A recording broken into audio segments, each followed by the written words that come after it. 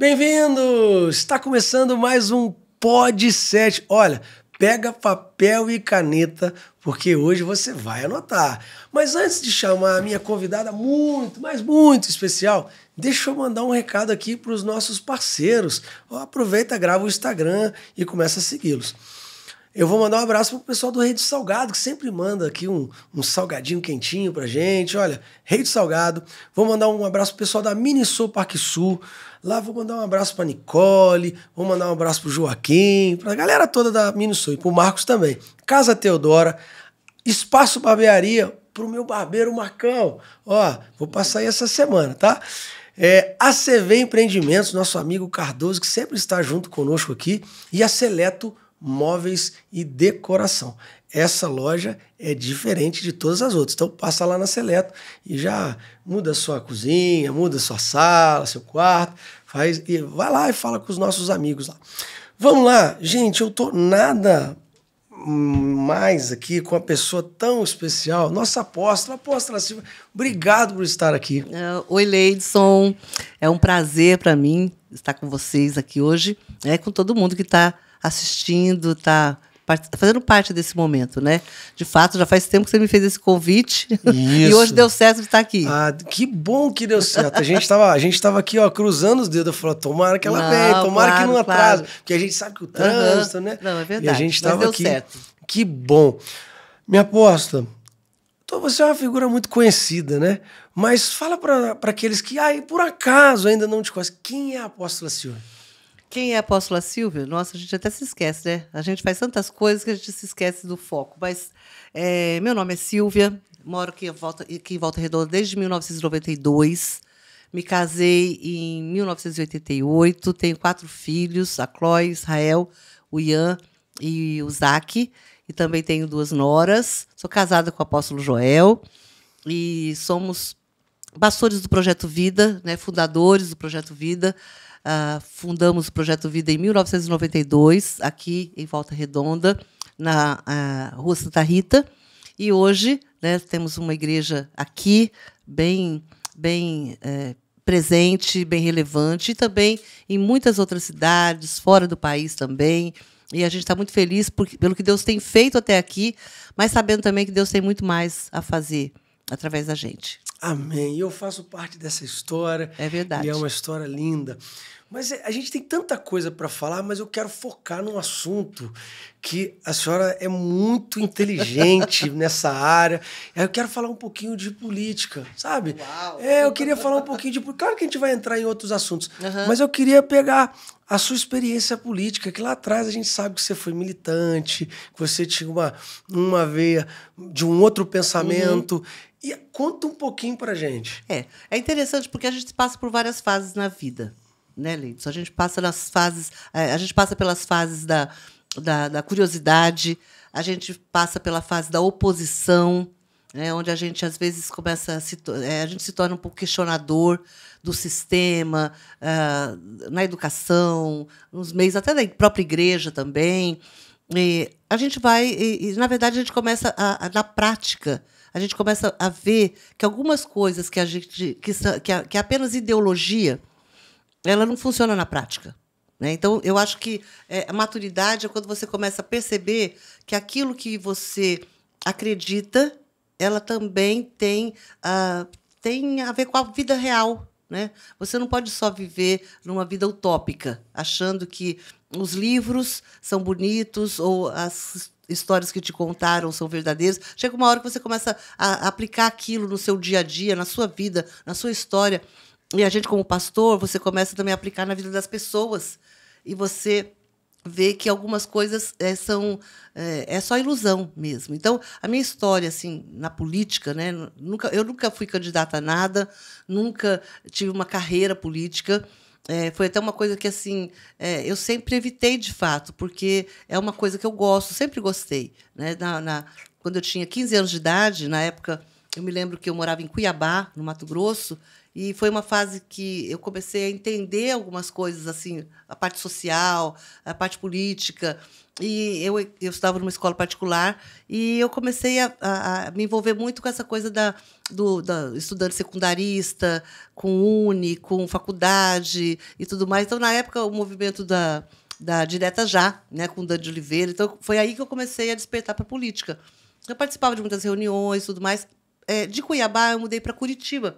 Eu estava no meu 3º ano do ensino médio. E lá eu me lembro direitinho que eu fui... logo que eu cheguei, tipo, segunda semana que eu morava em Curitiba, eu fui para uma reunião, que era uma reunião da Uni e também dos secundaristas, que eu fazia parte do ensino médio. Quando eu cheguei lá, eu vi tudo aquilo, era muito político. E era de muita esquerda e, ao mesmo tempo, também de muita oposição, mas que tinha muitas coisas por trás. Tinha muitas coisas ideológicas por trás da política. Então, eu percebi que aquilo lá não me agradou muito. Porém, tinha uma veia. Então, quando eu fui para o seminário, eu fui para o seminário teológico e tudo mais. Quando eu cheguei lá, eu peguei muito... eu embarquei muito na área da esquerda.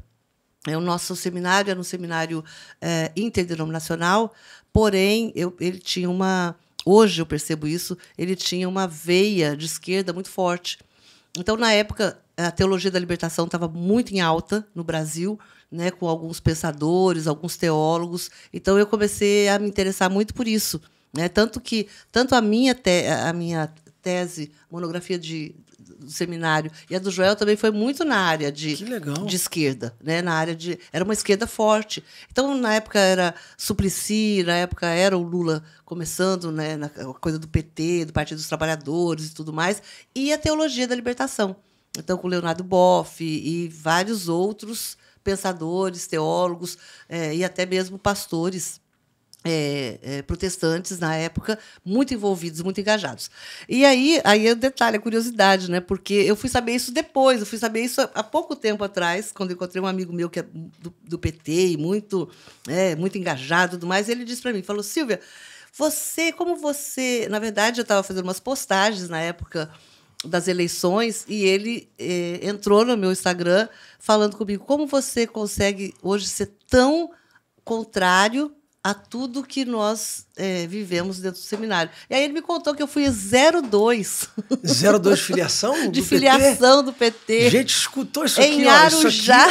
Isso aqui, ó, 02 do PT. Eu quase pensei, será que não tem como remover meu nome desse livro? Mas, não é o livro da vida? Mas é legal. Mas qual é a diferença eu nem sei se existe do PT quando você filiou para hoje? Porque mudou muito. Eu não sei se há diferença no PT ou se há diferença em mim. Eu acho que tem. Mas você não acha que a ideologia deles também ficou... Na verdade, Leites, quando a gente começa a ver a história real por trás da mídia, porque a mídia sempre teve essa força, né? Eu penso que a mídia, hoje a gente entende isso com as redes sociais, a gente entende que a mídia sempre teve um poder de manipulação muito forte. Então, talvez eles vendiam o PT... De uma outra maneira. Né? Não quero falar o PT, mas talvez eles vendiam a esquerda como um socorro, assim como na igreja também. A teologia da libertação era uma teologia muito, muito poética, muito bonita, sabe? Em prol dos pobres, dos oprimidos. Eu me lembro de uma música que a gente cantava, que era assim, um hino, que a gente até chorava quando você cantava, né? Vinde a mim os pobres, oprimidos. Então, todos os textos que a gente lia, todas as exegeses que a gente fazia, né, alguns teólogos fiéis à palavra, porém traziam a linha da esquerda, né, bem forte mesmo, do socialismo, do comunismo, né, bem forte essa linha. Então, isso era muito poético. Então, eu penso que a mesma coisa acontecia com os partidos, em especial o Partido dos Trabalhadores, na época, né? Que era uma coisa muito bonita em prol de você trazer os pobres, a oportunidade da educação, a oportunidade, sabe, social, você ter igualdade social, igualdade, né, na faculdade, quer dizer, você dá oportunidade para todos. Isso era muito bonito. E a igreja, então, ela tinha aquela coisa assim mesmo, da burguesia, né, as igrejas ricas, e as igrejas pobres plantadas nas comunidades, nas favelas e tudo mais. Então, as primeiras igrejas que eu trabalhei como seminarista em São Paulo eram todas de periferia, eram todas de comunidades. Então, a gente via essa coisa, né? E eram igrejas tradicionais, presbiteriana independente, metodista, igrejas que tinham foco no social e, principalmente, no foco político. Então, hoje a gente entende isso. Realmente, as propagandas... E é interessante, porque eu me lembro, no ano da eleição, agora nessa última eleição, a gente presenciou muito isso, né? Então, a gente como jovem, a gente como pastor, aí quando nós fomos para o Mato Grosso, aí teve essa fase. Saímos do seminário como teólogos da libertação, pastores da teologia da libertação, mas não teologia da libertação como...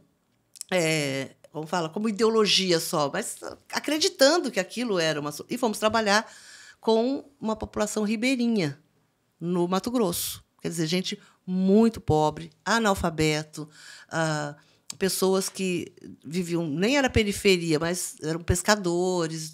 E aí a gente percebeu que tinha uma distância social gigantesca entre realmente os fazendeiros e toda a política, o lado político que eles apoiavam, e nós, que vivíamos na região baixa da cidade, com todo o apoio político também. Então, eu era professora na época no Mato Grosso. Olha, professora. Olha só como que era professora, pastora de uma igreja na periferia pobre, né, do lado de pescadores e agricultores e tudo mais. Então, qual a bandeira que eu levantei, né? Lula lá, brilha uma estrela. Ó, a gente gravou isso aí. E chorava. Vamos fazer um corte você falando Quando isso aí. nós nos casamos, na nossa casa, né, por muitos anos, na nossa casa, na nossa sala, os 2 quadrinhos que tinha ali era Gandhi e o Che Guevara. Então, a gente tinha essa ideologia, claro. Só que aí o que aconteceu? A gente viu que, no Mato Grosso, o tempo que a gente viveu ali, né, como professor, pastor e pastor de periferia e tudo mais, a gente percebia assim, a nossa mensagem não causava transformação de pessoas. Não tirava uma pessoa de uma condição para outra. Embora a gente tinha uma pregação, tinha um discurso e a gente ensinava a palavra. Só que a gente percebia que aquela pregação que a gente tinha não tirava as pessoas de uma condição. Entendeu? Era assim, porque nós estávamos presos numa condição. Aí, quando a gente veio aqui para Volta Redonda, começamos a igreja, começamos o Projeto Vida, e aí a gente começou também... Isso em 92. Isso em 92, né? Aí a gente chegou em Volta Redonda e viu Volta Redonda numa condição política e social muito oprimida. Então, a gente já tinha essa veia, né, de interesse político, de interesse social. Então, a gente abraçou algumas causas e algumas pessoas, algumas candidaturas. Então, na época, a gente tem um histórico, né? O Projeto Vida nem existia direito, mas a gente já apoiava. Né? A gente lembra... Talvez por essa veia política que vocês já tinham. Isso. Né? Principalmente... Eu acho que, principalmente, Leito, assim, aquela expectativa de mudança, de que a gente tem poder de mudança. A gente crê nisso demais, sempre cremos nisso, né? De que a igreja tem um poder transformador na vida das pessoas, né? O evangelho tem um poder de transformação, a palavra de Deus gera transformação e a palavra de Deus ela acaba, né? A igreja precisa estar engajada em todas as áreas. Educação, política, entretenimento, né? A gente entende isso, claro, também, né? Dos montes, que a gente precisa ter essa conquista, não só essa visibilidade, mas, de fato, uma voz, uma atuação. Então, a gente sempre creu nisso. O Projeto Vida nasceu debaixo de palavras proféticas, no sentido de palavras proféticas sobre a cidade. Então, eu me lembro muito bem, a igreja nasceu assim, debaixo de uma palavra profética, vendo pessoas numa condição, sabe, e não tinha uma igreja para abraçar. Tinha igrejas na cidade, mas não tinha igreja que comunicava o evangelho para essas pessoas.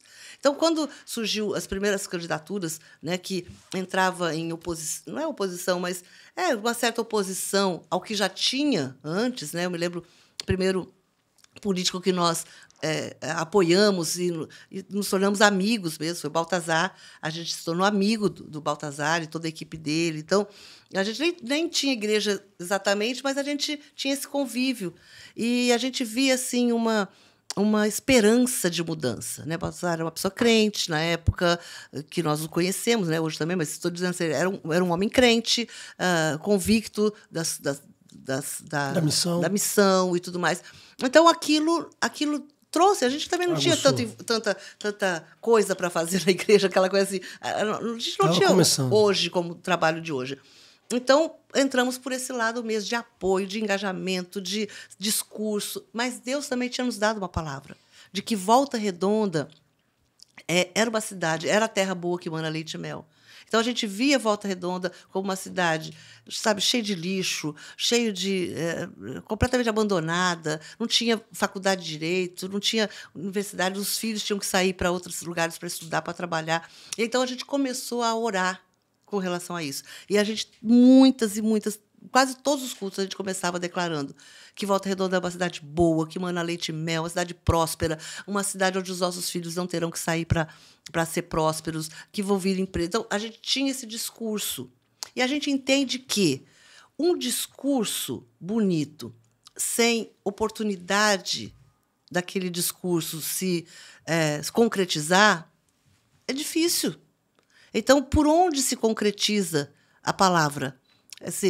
Pelos meios que a gente tem. Então, meios de comunicação, política, educação. Uhum. Então, a gente começou... Eu me lembro muito bem do pastor do Conselho de Pastores, o pastor Wilson dos Anjos. Uhum. Ele foi uma pessoa que nos inspirou muito como uma autoridade espiritual.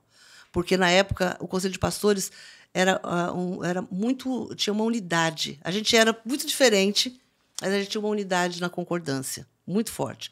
Então, eu me lembro muito do reverendo Wilson dos Anjos, né, da Congregacional, que ele orava todas as reuniões, que o Senhor abençoasse o poder executivo, legislativo e judiciário, todas as vezes. Então, eu aprendi a orar dessa maneira. Então, a gente estendia a mão, a gente fazia atos proféticos, a gente reivindicava justiça, a gente reivindicava leis que pudessem beneficiar pessoas. Então, a gente aprendeu tocar nessas regiões celestiais, mas a gente sabia que essas regiões celestiais, elas são políticas. São políticas. Por isso, né? Talvez a igreja sempre teve um posicionamento político. Sempre. E eu acho que essa é a palavra certa. Posicionamento. A gente nunca ficou em cima do muro. A gente se posicionou. Porque vocês acreditavam que tinha que orar, tinha que abençoar, mas tinha que escolher uma pessoa certa e apoiar um lado. Tinha que escolher um lado. Para esse lado. Porque eu acho que não dá para um crente hoje, falar assim, não, eu não entro nessa área. Política não é coisa de igreja, não é coisa de crente, não é coisa, não é coisa espiritual. A gente vê isso hoje. A gente vê, que a gente vê pelo governo que existe hoje, que tudo é uma guerra espiritual. A gente vê quando esse governo entrou, a primeira coisa que aconteceu lá no palácio foi exatamente a troca espiritual de céu, de ambiente, de governo, de autoridade, de trono, de regência. Então, quer dizer, isso aí não é uma coisa escondida. Isso foi uma coisa que todas as redes sociais e mídia colocou, né? Enquanto uma primeira-dama fazia reuniões de oração, levava pastores, quando no outro dia, no primeiro dia seguinte, segundo dia, foi tirado tudo e agora vamos fazer um outro tipo de confissão espiritual. Entendeu? Então, hoje a gente percebe que não tem como você desvencilhar a política do espiritual. Né? É uma constante guerra. Né? E aí a gente pode entrar até em outros detalhes, mas a gente vê o pessoal que foi preso lá no dia 8 de janeiro, a gente vê toda essa coisa, eram pessoas que, se você for pegar a lista, a maioria deles eram intercessores, pessoas de oração, homens de oração, pastores, missionárias. Então, quer dizer, o que é isso? É difícil você pegar alguém que... o que eu fazia lá? Eu era um professor universitário que eu estava ali. Não é. Então, essa questão política, ela realmente, a gente sempre soube que era uma coisa muito importante, muito séria. Tanto que quando a gente, de fato, entendeu isso, porque por muito tempo aqui nós tínhamos, eu e o Joel, a gente tinha essa inclinação um pouco na área da esquerda, por causa disso, porque a gente não tinha muito entendimento espiritual, a gente não tinha mesmo esclarecimento sobre isso. Então a gente olhava para pessoas muito mais do que partidos e ideologias que ela representava. Depois a gente começou a perceber que não é bem assim. De fato, a boca fala aquilo que o coração está cheio. Verdade. Então, ninguém se candidata por um partido se ele não tem nenhuma... Ideologicamente. Sabe, se ele não tem nenhuma harmonia, concordância com algum ponto dali. Não tem como. Então, a gente começou a abrir os olhos para isso. Então, eu penso que as duas últimas eleições, isso foi muito claro no Brasil. Graças às redes sociais e também graças também a muitos pensadores, pastores, intercessores, pessoas que entendem muito da parte da história política e tudo mais, que começou a trazer à tona, trazer para o conhecimento geral, né, conhecimento das pessoas, o que de fato significava aquela ideologia política. Então, saiu da poesia, a gente estava falando lá do PT de antigamente, saiu da poesia e da imagem que eles queriam vender para a realidade. E hoje a gente percebe isso claramente. Não precisa você ter discernimento espiritual, basta você ter um pouco de senso, de consciência, sabe? Você ter qualquer tipo de valor ético, você vai perceber que tem alguma coisa errada, ou que tem alguma coisa que precisa ser uma coisa que não combina. Não combina. Que não conecta. Então, você falar assim, não, uma pessoa crente votar em pessoas ou em um partido, porque uma coisa é você não gostar da pessoa de um político. Eu não gosto do tom de voz dele, eu não gosto do jeito que ele se veste. Isso é uma coisa. Agora, você entender que por trás de uma aparência ou de uma fala existe uma ideologia, e mesmo assim você se omitir, porque eu acho que tem pessoas que se omitem demais. Então, hoje, quando a igreja se omite, ela perde. Entendeu? Então, a gente vai ter eleições agora, novamente, né? De 2 em 2 anos a gente tem um sacode no Brasil. Isso. Né? Então, hoje, eu penso que as pessoas, elas, desde os jovens até os mais velhos, eles não votam mais sem uma consciência. Sabe? Eu acho que a maioria das pessoas hoje tem uma consciência. Sabe? Então, agora eu preciso que a gente... é preciso que a igreja entenda que a sua consciência ela não é só ideológica, ela é uma consciência espiritual. Com certeza. Entendeu? Uma ideologia, eu acho que fulano é muito extremista. Não, peraí, vamos ver o que o extremista tem a favor do que a palavra diz, ou vamos pesar a balança. Então, tem pessoas que eu posso não gostar dela, do jeitão dela, mas a ideologia dela, ou como chama aquele projeto? O projeto que, quando a pessoa vai apresentar lá. Projeto de lei? Aquilo que ela. A proposta dela. A proposta política dela tem muito mais a ver com o que eu creio do que o outro, que é meu amigo, meu vizinho, é meu parente, é meu primo, é meu irmão, sabe? Às vezes, uma pessoa que a gente gosta muito, mas ele está num partido, ele está junto com outra pessoa. Você acha que hoje as pessoas conseguem dividir isso? Deveriam.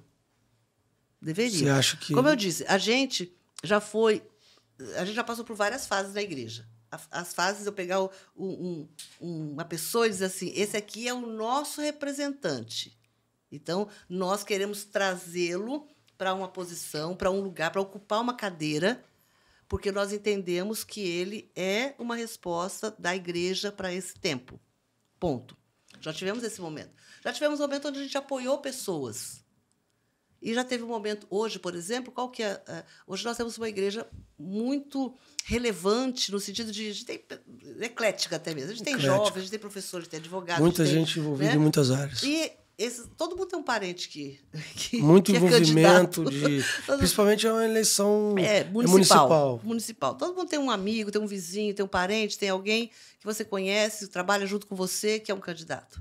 Então, eu penso que hoje nós não temos na igreja Uma pessoa que nós levantamos, dizemos, esse aqui é o candidato do Projeto Vida, o qual nós vamos todos trabalhar em prol dele. Nós não temos hoje.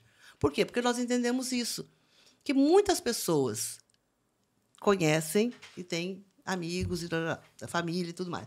Então, como eu vou escolher? E é meio disruptivo, né? Porque a igreja cresceu muito e se você hoje faz esse tipo de abordagem, você... Não é que a gente não pode desagradar, mas fica meio... É desnecessário. Desnecessário. É desnecessário você... É claro que, às vezes, numa eleição maior, é importante você, de fato, não é determinar, mas é, de fato, você dar uma direção. Né? Quando se trata, por exemplo, se a gente tem uma eleição polarizada do executivo, de um é diferente. Direita e um esquerda declarado, a gente teria que... Isso, você tem que deixar bem claro qual é a sua posição. Né? Às vezes até o próprio senador, um deputado, alguma coisa assim, um deputado estadual, né? Talvez em menos escala, mas, porém, alguém que você sabe que que se identifica com os seus princípios, né, com aquilo que a gente defende, porque não adianta você falar, eu gosto muito de determinada pessoa, mas ele é abortista, sabe? Nós é contra a palavra. Então, não tem porquê. Mas é uma pessoa que eu amo, é meu médico, é meu não sei o quê, é meu padrinho do meu filho, mas ele não serve para aquela função. Pode servir para outra coisa, mas não para aquela função. Então, quando eu penso que, como é uma eleição municipal, uma coisa assim, de fato, você tem que sentar com a pessoa que você quer votar nela e ouvi-la. Sabe? Como diz o Joel, né? Fazer perguntas. Faça perguntas. Olha, o que você pensa sobre isso? O que você pensa sobre aquilo? É importante isso. Não é alguém chegar para você e falar assim, olha, eu conto com o seu voto. Peraí. Não, peraí. Meu voto não é assim. Meu voto não é na sorte ou na simpatia. Então, eu acho que quando a gente começa a fazer perguntas, Leides, a gente começa também a elevar o nível dos candidatos. Você acha que hoje as pessoas estão preparadas para fazer perguntas? Não? Eu acho que as últimas pesquisas, né, das últimas eleições, ainda aponta que 60% a 70% das pessoas decidem na última semana. Você acha que eu acho que isso é um árduo trabalho. Ligam, é um árduo trabalho para a política? Não, eu Elas não sei. estão cansadas? Porque você disputa hoje um Reels. Reels. Ou vamos postar um Reels de política. Você vai disputar com a fofoca e com a tragédia. Você Uhum. tem que ser muito bom o seu Reels político para você ganhar infelizmente, né? São as coisas polêmicas. A fofoca, a tragédia. É o que ganha notoriedade. E a política é muito difícil você ter notoriedade com o Reels. Só se for muito legal. É verdade. E aí você acha que muda um pouquinho agora? Eu acho que muda um pouco por causa das redes sociais. Né? A rede social ela é boa e ruim. Né? Ela é uma amiga e inimiga ao mesmo tempo. Né? Ela deixa você mais a par das coisas antes, durante e depois das eleições. Né? Porque o seu candidato... Porque quando é época de eleição, todo mundo aparece. Depois da eleição, todo mundo some. Né? Quando, né? Então, e às vezes você não tem como acompanhar também em quem você votou durante todo o período dele. Com as redes sociais, não. Se você segue o cara, aí você fica sabendo tudo que ele está fazendo, o discurso, a fala, o que ele votou, o que ele não votou. Eu acho que isso é mais difícil hoje em dia. Não é realmente, talvez, se 10% ou 20%. Não sei. Eu poderia até perguntar para você segue as pessoas que você votou? Eu sigo. Na rede social. Então, eu acho que pode começar por aí. Mas eu estou envolvido na política, eu estudo a política. Eu acho que essa era uma boa pergunta. Uma boa pergunta. Na última eleição, você sabe em quem você votou? Tem gente que nem sabe quem votou. Aí, a primeira resposta. Eu sei em todo mundo que eu votei. Você segue na rede social as pessoas que você votou? Acho que é uma boa pergunta. É uma ótima pergunta. É uma boa estratégia. Então, você segue as pessoas, você sabe o que o candidato que você votou na última eleição para deputado federal, o que ele fez? Tem gente que não sabe. Eu acho que quase ninguém sabe. Então, aí sim, eu acho que... Aí quando você fala sobre educação política, eu acho que envolve isso. Você saber em quem ele votou, que ele pensa, sabe? O que ele está fazendo lá no Congresso. Isso, o governador mesmo, às vezes a gente não sabe o que o governador está fazendo, o que não está. Né? E chega na época da política, a gente sai reclamando de todo mundo, a gente sai reclamando do prefeito, a gente sai reclamando do governador, a gente sai reclamando de todo mundo. E aí o que você falou, aí a gente acaba acreditando nas fofocas, a gente acaba acreditando nas notícias que nos chegam, né, ao conhecimento, eu posso seguir as pessoas que eu votei e falar, não, peraí, mas lá no Congresso ele não votou naquela lei tal lá que eles queriam, não votou. Aí, mas tem gente que não sabe disso. Então, eu acho que a gente pode começar por aí. Sabe? Os nossos jovens, por exemplo, que vão votar pela primeira vez, então, primeira coisa que você tem que fazer, primeiro alvo, começa a seguir todo mundo e até quem você quer votar. Começa eu quero votar em fulano de tal. Antes, né? Eu quero votar... Você tem aí 45 dias. Você tem as pré-campanhas que já começaram, e aí você tem 45 dias das campanhas. Agora, eu preciso de uma injeção de fé. Eu ia perguntar isso para a senhora. Eu já ia perguntar isso, porque a última eleição, eu sei que a senhora ficou muito triste. Não tem gente que desvia porque teve uma decepção com algum irmão da igreja. Se eu pudesse, eu acho que eu ia viajar nas eleições para não ter que votar em ninguém. E até, sei lá, porque realmente foi uma grande decepção. Né? Mas não é uma decepção por pensar assim, não, você investiu sua energia, seu tempo, sua oração, seu jejum, em prol de alguém. E ele perdeu. A gente sabe tudo o que aconteceu. O jogo. Né? A gente sabe tudo o que aconteceu. Então, eu preciso de uma injeção para você poder acreditar que... No sistema? Não, no sistema a gente não... É difícil de acreditar no sistema, né? Eu acho que você precisa acreditar de que o povo pode se levantar e fazer algo, mas o povo se omite. Eu acho assim, a gente teve a omissão de muitas pessoas que podiam fazer alguma coisa, falar alguma coisa, sabe? Como, por exemplo, Israel. Ano passado, a gente teve Israel e foi engraçado, porque quando nós fomos no ano passado, em maio, eram tantas caravanas que elas se batiam em Israel. Se batiam. A gente encontrava fulano, olha, a gente encontrou um monte de gente. Depois a gente já sabia que ia mais gente. Era assim... Toda semana tinha 10 caravanas, e pelo menos umas 3 de amigos nossos em Israel. Quando aconteceu tudo aquilo lá, 7 de outubro, nós fomos agora em maio, e eu estava, desde outubro, eu queria voltar a Israel. Falei para o Joel, eu quero ir a Israel, nem que vai só nós dois, vamos comprar uma passagem, a hora que abrir, vamos nós dois lá, eu quero orar lá, eu quero encontrar as pessoas, algumas pessoas que a gente conhece e tal. E a gente foi agora em maio com a nossa caravana. Leidson, assim, não tinha ninguém. A gente encontramos umas 2 caravanas, encontramos pastores amigos lá, alguns que estavam chegando, saindo, caravanas bem pequenas. Mas eu fiquei pensando, teve um dia que eu estava na janela, falei, cadê os influencers? Cadê um monte de gente que ano passado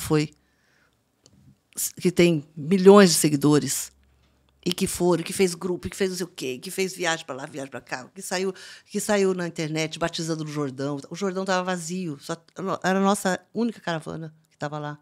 Chegamos você já foi em Israel, você sabe como é que lá no Jardim do Túmulo, é disputadíssimo, você não consegue ficar quietinho no canto, você tem hora para entrar, hora para sair, e se você falar um pouquinho mais alto, vem alguém gritando para você parar de falar alto, porque tem um outro grupo que está atrapalhando, aquela coisa.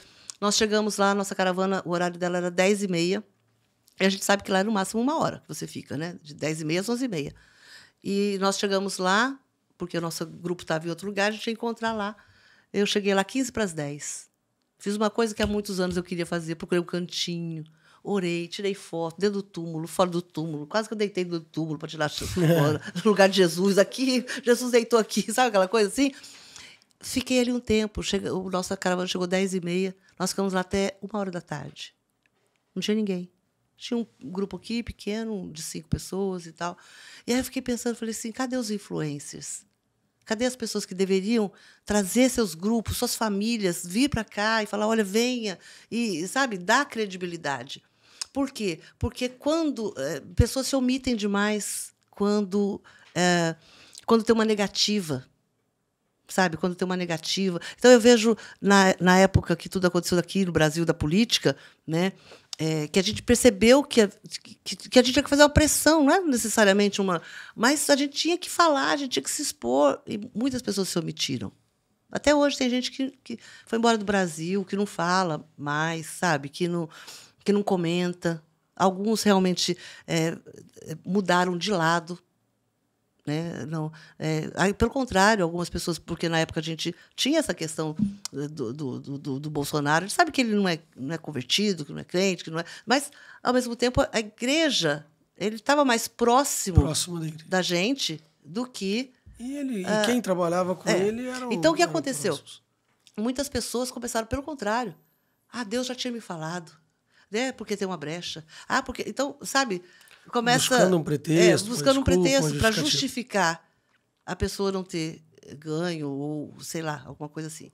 Então eu comecei a ficar um pouco decepcionada com isso, porque no sentido de que você empenha a sua palavra, mas depois quando não acontece aquilo, você não só silencia, mas você começa até a procurar uma palavra contra. Não, é igual o Pedro. Tipo assim, não, eu nem conheço esse homem. Entendeu? Então, a gente viveu isso agora lá em Israel. Pessoas que foram lá ano passado, com grupos, com família, passaram no Jordão, tiraram foto em tudo quanto é lugar, e hoje nem mencionam, desde o dia 7 de outubro, não menciona Israel. Pelo contrário, tirou da sua rede social todas as fotos e tudo mais. Para quê? Para não ser cancelado, para não ser... Sabe, coisas assim? Uhum. Então, tem alguns influencers que fizeram isso. Né? Tem pastores que fizeram isso, que estão negando, né? Esse amor a Israel. E a mesma coisa também a questão política. Então, eu vejo que você, mesmo num país que a gente não sabe o que vai se tornar, né, politicamente falando, mas a gente precisa se manter na posição. Porém, a gente se decepciona. Se decepciona no sentido assim, gente, até onde vale você se empenhar, você, sabe, colocar sua palavra, você empenhar sua palavra. Mas eu sei que chega na hora certa, Deus já dá aquele up de novo. É que no momento. A senhora ficou decepcionada. Eu fiquei triste, fiquei mal. Até porque foi uma coisa inesperada. Eu fiquei mal mesmo. Também, né? Eu sou sanguínea, eu fiquei mal. Foi uma coisa muito, muito inesperada. Mas como você vê o futuro político? Você acredita que a direita... ela retoma. Eu acredito na intervenção de Deus, né? E Deus não vota. Deus não vai descer e mandar anjos votarem, né? Nós somos, de fato, as mãos e os pés do Senhor na terra. Isso. Então, se Deus vai fazer algo, vai ser através da gente. Então, eu penso que a gente precisa se manter na posição que Deus nos colocou, né? Mesmo que isso, às vezes, gere algum cancelamento, ou, às vezes, uma pessoa da igreja que é ali a sua ovelha e que acha que você está sendo... mas aí numa eleição presidencial não tem jeito de você não tem. Ainda mais com uma polarização do jeito que aí está. É uma questão de posição mesmo. Aí é uma questão de posição. Não pode não se tem omitir, como, né? Não tem como. Até porque a Bíblia fala que a gente teria tantas dificuldades, não ter problema. Então a gente ora, né, Leidson? A gente ora pelo governo atual, mesmo sabendo que eles não aceitam a oração. Não aceitam. Eles são pessoas... Então, a oração, eu penso assim, o que a gente pode orar pelo nosso governo atual? Que esses homens se convertam. Tem uma experiência profunda. Eu sempre falo, sabe? Eu acho que todos eles têm uma mãe, têm um pai, têm uma tia, têm um tio, tem alguém que é crente e está intercedendo por eles, está orando por eles. Então, Deus pode mover pelo sobrenatural, mas nós também temos que sustentar o nosso discurso, sustentar a nossa fé, sustentar a nossa pregação, a nossa ideologia. A gente não pode se dobrar, né? É como Daniel mesmo. Sabe? Não pode orar. Não, a gente ora. Sabe?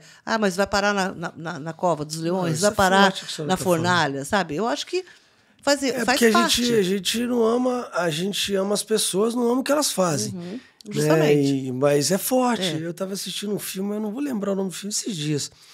E a história do filme é de uma das maiores canções gospel que viralizou, né? Mas eu não lembro o nome do filme. E a história fala que mostra um menino desde pequenininho sofreu muito com o pai. O pai era um monstro. O pai era um monstro. E ele vai embora, né? Quando forma no colegial. E aí um dia ele tem uma experiência e ele volta. E ele encontra um pai convertido. Nossa. Só que ele odiava o pai por tudo que a mãe foi embora, largou por causa do pai. O pai agredia ele, dele ter dor nas costas, de não poder dormir. E ele volta. E aí ele descobre que o pai está em terminal de câncer, mas que o pai acho que eu vi esse filme. O pai teve uma experiência. É um filme conhecido. Eu acho que é de 2020, eu acho que eu vi alguma coisa assim. É uma canção linda que tem, mais famosa que tem. Eu vou lembrar daqui a pouquinho. Eu sei que eu esqueci. E ele, quando volta, e aí ele começa a escrever no diário que ele tinha parado no dia que ele foi embora lá de casa, né? O pai, não é justo, o pai que eu sempre idealizei, sonhei, agora eu tenho, mas ele está assim. E ele tem um reencontro com o pai, só que dura pouco tempo, o pai morre. Aí ele escreve a canção. E aí quando ele vai falar essa canção, quando ele explodiu, a canção dele explodiu, ele fala que a canção ele escreve baseado depois que o pai morre. Ele fala que ele... Hoje ele sabe. Se alguém lembrar o filme que é... Só posso imaginar. Eu só posso imaginar. E aí ele fala no testemunho isso, que se Deus mudou o mau monstro que já existiu na vida dele, mudou o pai dele para colocar o melhor pai do mundo, ele pode mudar Chorei qualquer pessoa, né? E aí a senhora fala isso, que a gente ora, sim, pelas pessoas, pela transformação das pessoas. Eu ouvi alguém falando, não sei se foi agora na viagem, o guia falou, alguém falou, não sei se foi o Joel que falou isso, ou alguém que estava ouvindo, que dizia o seguinte: a única maneira de você não odiar o seu inimigo é orando por ele. É interessante, claro que você não vai pegar uma pessoa, não estou falando de um presidente, a única maneira de você mudar o seu sentimento com relação a alguém é orando por ele. Então, eu acho que quando você ora, né, você deixa de olhar para a pessoa com os seus olhos só carnais. Né? Você começa a olhar para a pessoa com olhos espirituais. Então, por mais que seja difícil para a gente, quando você ouve o discurso de alguém que você, puxa, é tão contrário a tudo que você acredita, porque a emoção passa por vários... Né? Você chega uma hora que você pega um ranço, uma birra, um negócio... Mas aí, como reverter isso? Como reverter isso? Eu acredito que quando você começa a orar, sabe, Deus começa a mudar o seu coração com relação... Não é necessariamente só a pessoa, mas é aquilo que movimenta a pessoa, aquilo que move a pessoa. Né? E eu acho que a única coisa que pode acontecer no nosso país é, de fato, sabe, uma intervenção de Deus. Necessariamente não acredito que Deus vai colocar um profeta como... Eu acho que profeta, o lugar de profeta, sabe? Tem o seu lugar. Lugar de governo, lugar de governo diferente. Cada um no seu lugar. A gente tem um coração pastoral. Eu não consigo imaginar um pastor presidente. Sabe? Você imagina todo mundo que chega lá, você quer atender a todos, você não quer dizer... Sabe? É uma coisa assim, é difícil. Isso é uma... Mas Deus chamou alguns para reis e outros para sacerdotes. Isso. Né? Então, vamos crer nisso. Agora, eu acredito também que, sabe, as pessoas podem ter uma decepção, porque, igual você falou sobre ser polarizado. Tem aqueles que votaram nesse governo conscientes de tudo que ele representa, no que diz respeito à corrupção, imoralidade, violência, pecado, injustiça, tudo. É um pacotão. E tem pessoas que não. Tem pessoas que são aquela coisa da ideologia. Igual eu falei aquela do Lula lá, brilha uma estrela. Entendeu? Que ela não é nem aqui, nem aqui. E ela está vendo agora. Ela fala, eu já ouvi pessoas falando... Eu não achei que ia ser tão extremo assim. Que estão escandalizadas, que estão decepcionadas. Então, talvez tinha uma antipatia pelo governo anterior, porque a mídia... Eu acho que o que acontece é que a mídia está sendo muito enfraquecida. Então, eu acho que a hora que a mídia ficar enfraquecida por completo... Não é enfraquecida, descredibilizada, essa mídia, né, que a gente tem aí, popular, a hora que ela ficar descredibilizada, aí as pessoas vão ter mais chance de de ouvir um discurso até o fim, sabe? Porque daí ela não vai estar presa na opinião de alguém. Ah, fulano fez isso. Porque né, não é porque a gente é de direita ou porque a gente é mais conservador que a gente tinha uma simpatia pelo governo anterior. Não é isso. É porque a gente via, de fato, os resultados, a gente via... É claro que a gente tinha coisas que a gente também não gostava. Claro. Mas que a gente não aprovava. Porém, a gente percebe a diferença, sabe, no que diz respeito ao patriotismo, à família, sabe, a própria... Quando a gente sai do país para fazer uma viagem, a gente percebe, sabe, como as pessoas, as pessoas de outros países viam o brasileiro e estão vendo agora. É diferente. Entendeu? Então, eu quero retomar esse amor, essa paixão, sabe? Essa esperança. Esperança política. Pela política. Talvez, eu ainda estou naquele processo. Naquele processo ainda. Está de sendo cura curada da política. Estou sendo curada. Mas eu acredito também assim, que às vezes Deus permite que a gente tenha algumas decepções para você não botar sua confiança só naquilo. Jamais, né? Mas é triste a gente que se empenha. É como você se empenhasse tanto por algo e depois... Frustração é isso, né? É você botar tanta expectativa. Parte, né, da nossa expectativa, da nossa motivação de um país melhor. É o que eu te falei. Se você visse assim, uma honestidade, uma verdade, que é igual ao jogo de futebol, né? Quando a gente perdeu de 7-1. Quer dizer, foi uma vergonha, tal, mas a gente sabia que não foi gol roubado, que não foi uma vergonha porque jogou mal, perdeu, você, né? Mas ficou triste, ficou oprimido, você não assiste mais a Copa direito, não sei o quê. Tá, decepcionado, mas vamos fazer o quê? Passou. Jogou mal, perdeu.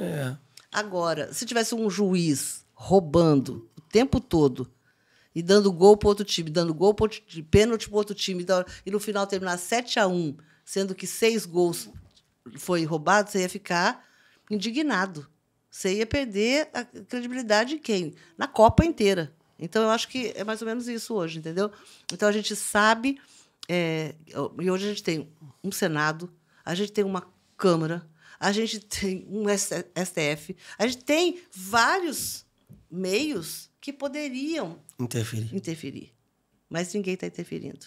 Alguns solitários estão ali levantando suas bandeiras. A gente pensa assim, a gente vamos já encaminhar para o final, né? Porque você tem culto, Amém. Né? Tem culto daqui a pouco. Mas a gente pensa assim, parece que eles estão gostando do jeito que está, né? Por a falta de interferência, assim, aqui eu não tenho problema, né? É o sentimento que eu tenho também. Do outro jeito, eu vou ter que mudar algumas coisas aqui. A gente nem entende, né, Leidson? É uma coisa. Uma coisa. É um silêncio que nunca existiu, né? A gente começa a perceber assim, sabe, que você falou do silêncio, é uma coisa assim. Ainda mais a gente viu toda aquela barulhada, qualquer situação. Vamos fazer uma CPI, vamos fazer não sei o que lá, vai para todo quanto é meio de comunicação e sabe, vamos impeachment. E parece que mandam assim. Aí hoje a gente vê, sabe? Né? Então a gente finge que não tá vendo, todo mundo percebe. Nada, então eu acho que a indignação da gente, o sentimento talvez que mais paira no coração da gente é a indignação. Porque é de saber, porque, igual eu estou te falando, minha história com a política, você ia para a rua, algumas coisas funcionavam, algumas coisas não funcionavam, mas era uma manifestação. E hoje o que eles querem mesmo é tornar a manifestação uma coisa... impedir a manifestação. Então, você não pode se expressar. Acho que isso é o mais perigoso de tudo isso. É você não poder se expressar, você não poder dar se posicionar, é você ter que ficar silencioso na sua indignação, sabe? Então, até então, mesmo com direita ou com esquerda, se bem que eu não tenho muito discernimento se na época que antes do Bolsonaro, na época que o Lula, que Dilma e tudo mais eram presidentes, eu não me lembro se havia esse risco, sabe? Porque tinha pessoas que se levantavam contra, mas eles não se sentiam talvez ameaçados. E hoje eles se sentem ameaçados. Então só tem uma maneira de você sair dessa ameaça, que é silenciando. Né? É você tornando a pessoa que se levanta, o opositor, em transgressor. Então, quer dizer, se o opositor é transgressor, aí ou ele tem duas opções: ou ele fica quieto e não coloca a posição dele, né? Ou ele vai preso. Vai preso, transgride e tudo mais. A gente já viveu isso em outro momento, e chamaram isso de ditadura. E, na verdade, hoje, depois de tantos anos, a gente começa a questionar: será que foi mesmo? É verdade. Né? Tudo que a gente aprendeu na escola foi colocado em xeque agora, nessa última eleição. Com certeza. Minha apóstola, a gente termina sempre o nosso podcast. Com esperança. Não, não, mas é legal, porque a gente falou que ia falar um pouquinho de política, falou o podcast inteiro, né? É verdade. Nem saímos da política, né? Verdade. Mas eu vou ter que chamar. É bom que você vai vir novamente para a gente falar de outros assuntos, porque a gente podia falar aqui desse evangelho de coach. Tem várias coisas que a gente assunto, tem. Né? E a sua área latente também, a área de cura, essa área que você tem de tirar as dores das pessoas, essa área de família. A gente tem muita coisa. É bom que vai ter o segundo. A gente demorou para trazer, porque a gente estava esperando crescer primeiro o podcast, e por isso demoramos para trazer. Mas a gente termina sempre. A gente fala que todo mundo tem um superpoder especial, que é mais latente. Né? Se perguntar qual é o seu, minha generosidade, é algo que eu aprendi de família, meu pai, e eu trago isso, né, de sempre dar uma palavra generosa para as pessoas, dar um sorriso. Qual é o superpoder da apóstola? Nossa, você sabe que esse superpoder, não sei. Mas sabe tem vários, mas qual que é mais latente? Mas você sabe que esses dias atrás eu tive uma experiência muito interessante, porque eu abracei uma pessoa e essa pessoa, ela chorou tanto. Eu já tive essa experiência, já tive algumas vezes. Não foram tantas, mas eu acredito pelo menos assim, talvez umas 8 ou 10 vezes no decorrer do meu ministério, eu tive exatamente essa experiência de você abraçar uma pessoa e ela chorar muito e você terminar esse abraço e você sair com a sensação de que ela depositou tudo sobre você está esgotado, você está sentindo o peso dela, e ela saiu e disse: nossa, eu estou me sentindo mais leve. E você entender: nossa, eu não, eu estou pesada. Então, eu tive já essa experiência umas 8 vezes, mais ou menos. E aí, na semana passada, eu tive essa experiência. Então, eu acho que talvez um poder, esse superpoder, seria um abraço. Sabe? Eu gosto de abraçar pessoas, mas eu sinto em alguns abraços, não como esse nível, mas eu sinto que em alguns abraços, e muita gente dá esse testemunho para mim. Fala: apóstolo, seu abraço é um abraço assim, e aí a pessoa fala alguma coisa. Mas sabe o que é isso? Proteção. Você tem um abraço que protege. É legal você ter falado isso, porque eu fico lembrando de algumas vezes que a gente teve algum tipo de abraço, algum tipo de conversa mais profunda, e eu vejo como a senhora é também com os filhos, com as pessoas. O seu abraço protege. Eu gosto de abraçar. E a pessoa tá... E normalmente quem tá chorando muito, ela tá precisando de uma proteção. E, na verdade, é interessante, porque eu gosto de abraçar, mas eu não gosto do abraço gratuito. Sabe o que é o abraço gratuito? Aquele abraço... Sabe que não tem intenção nenhuma. Aquele abraço meio que... Desculpa, abraço político.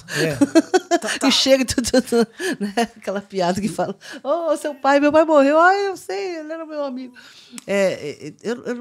Não é esse tipo de abraço assim, descomprometido. Entendi. Eu gosto de dar um abraço e entender que aquele abraço está comunicando algo. Isso. Igual você falou, seja uma saudade, seja uma proteção, seja um amparo, seja um socorro, porque tem hora que a gente não tem palavras. Mas protege. Já aconteceu isso com você?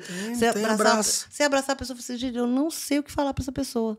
Porque às vezes a pessoa está passando uma situação que você não tem. Você é pastor, você conhece a palavra, você conhece Deus, você está orando por aquela causa, você não tem uma resposta. Aí você tem a sensação de que um abraço ele vai substituir muitas palavras. Verdade. Eu acho. Forte, seu abraço protege. Eu Gostei posso do dizer abraço isso. protege. Ele protege, mas é notório esse abraço que protege, que cuida, que dos filhos, da família, das pessoas que se conhecem, que te conhecem, que estão mais próximas da senhora. Protege, me Que protegeu bom. já, tá Que bom? bom. Minha aposta, obrigado pelo seu Obrigado carinho de pelas ter vindo coxinhas. aqui. Ei, teve coxinha do Rei Gente, Salgado. olha, não é por nada, não é propaganda. Aposta é mais caro. Mas eu amo coxinha. É, eu falei isso amo pro coxinha pessoal. e amo quibe, né? Eita, Aqui é mano. bolinha de queijo. O apóstolo já não gosta de bolinha de queijo. É. Mas a coxinha, eu vou Eu levar gosto de esse quibe. aqui Pode levar. para a igreja. Pode levar, elas esquentam pra você ali. que Mas ela não, tá eu esquento fresquinha. lá na igreja. Aí, Esquento lá na pode igreja, a gente levar. come quentinha. Olha, e ela tá com uma cara ótima. Isso. Eu só não vou falar que parece as coxinhas da minha mãe, Não, porque aí não senão eu pode, vou né? criar uma Vai contenda criar danada, contenda. tá bom? Minha aposta, Obrigado obrigado pelo carinho, viu? Você, Nossa, falamos carinho, juntinho, ó. Obrigado pelo carinho carinho. seu de estar aqui com a gente, tá indo pro culto agora, vamos É, embora pro culto, isso, né? isso Tenho mesmo. certeza que tem uma série nova. Isso, começando hoje, né? E olha, foi uma fala pra gente, história. Pode falar só o tema da série e Porque tal. o que acontece? Essa série nasceu lá no meio da nossa festa, quando essa música estava sendo tocada. Eu falei, gente, isso dá uma série, porque é uma realidade, é a história de muita gente. Ai, vamos fazer uma série, vamos. Só que o Joel abraçou a ideia rápido. E eu pensei, ele vai começar a série, ele vai dar o tino da série, né? Porque quem tem a ideia tem o tino da série. O que vai acontecer. E aí, quando eu perguntei para ele, ele falou assim, não, eu vou estar fora, vou estar viajando, não sei, então é você que vai. Eu falei, gente, eu não sei nem por onde começar essa série. Aí eu comecei a orar sobre isso. E Deus colocou alguns personagens, histórias. Legal. E a gente vai ter testemunhos de pessoas que estavam vivendo exatamente isso. Era o fim dela e, na verdade, Deus moveu. E aí, hoje, Deus falou muito comigo. Vai ser assim também os personagens. Só que aí tem uma semana, mais ou menos, que eu estou com Raabe na cabeça. Raabe. E eu li livros, eu li textos, eu ouvi algumas pessoas falando sobre Raabe, eu fui gerando Raabe. Eu falei assim, bom, vou sentar e vou escrever, uma palavra sobre Raabe. No meio da noite eu acordo com Jó. Eita, mudou. De repente, Raabe deu lugar. Eu vou pregar Raabe ainda nessa série. Mas aí foi Jó. Aí eu acordei com Jó. Mas são duas na minha histórias cabeça. incríveis. Falei, vou começar a série por Jó. E aí comecei a escrever do zero. Eu assim, tipo, começar a estudar. Né? Eu estava uma semana estudando sobre Raabe. E aí, Raabe ficou do lado, vamos estudar Jó. E olha, o negócio hoje foi uma correria, que eu falei, acho que o podcast vai dançar. Mas deu tempo de fazer tudo. Deu tempo, viu? E aí Jó hoje vai arrebentar, porque eu fiquei apaixonada. Qual que é o tema da palavra hoje? Jó.